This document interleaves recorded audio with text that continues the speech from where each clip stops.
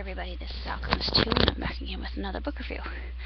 I just recently read Perks of Being a Wallflower by Stephen Chbosky, and it's not a very long book, but it's basically a tale of growing older and the bewildering world of high school and how unsettling it can be and how harsh it is, and how Charlie wishes to participate with others of his own age group, and he goes through the bewildering again. He goes through the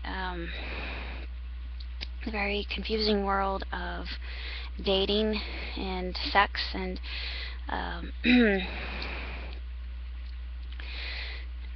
he has the love for Sam, but he can't quite express his love for her. It's an unrequited love, and he decides to start dating Mary Elizabeth, and he doesn't think she's so pretty as Sam. Sam has always been the object of his affection, and he later hurts her feelings and her confidence, and it talks about how women are basically duped to believe whatever society wishes them to believe, and especially about gossiping and glamour and how they're supposed to look, and just how media really screws them up.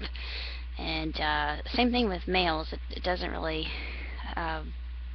get into that too terribly much, but I think it's equal on both sides, because I think that the media really twists the good intentions of young people, because they're still, even in high school, they're still malleable, and they're still trying to form their own opinions, because nobody has all of their brain cells yet. It's true. It's actually proven by science that you don't really get all your brain cells until you're 21, I think. You stop getting brain cells in your 30s. I don't think that's true. I think that you can create new pathways between your neurons and your synapses, and the way you do that is challenging yourself through puzzles, crosswords, Sudoku, Koroku, or is it called Karoka? I forget. It's another game that this one deals with letters and numbers. It's called Koroku, I think. Old-fashioned games, books like this one.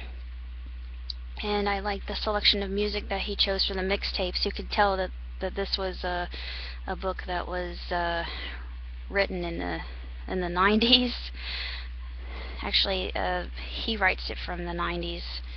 The book was actually written in 1999. Yeah, it is. It's still upon the millennial cusp, so it still maintains its authenticity, I do believe.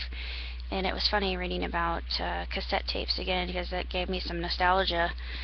I remember mixtapes myself. It was part of my era. I would have been 11 the time that Charlie was writing this book, because it's actually written to a dear friend, and we don't really know who this friend is, but it's kind of a sad book in a way, because he, I'm not going to say what happens, but it just reminds you of how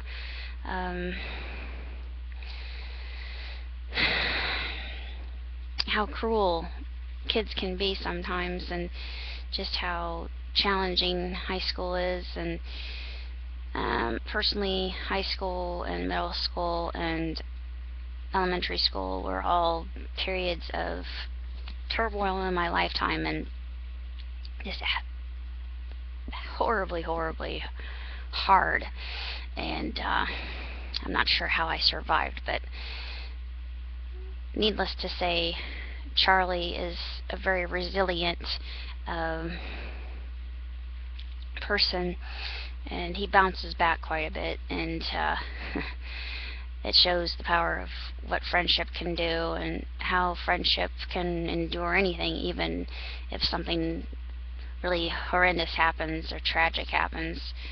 In this case, it's just the account of hurt feelings and confidence being squelched, and just emotional. It's an emotional roller coaster, but it's a day's read. It's not really that long. It's only 206 pages, and then there's an epilogue. Actually, including the epilogue, it is 211, 213. Excuse me, 213.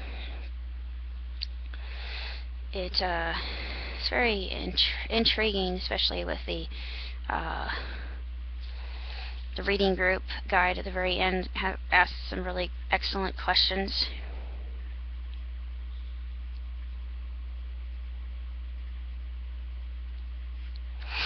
And it just makes me glad that I was able to go through high school and survive and come out all the better for it. And if you haven't read the book yet, I highly recommend it, and I hope that I can see the movie pretty soon, because now I can enjoy that as well.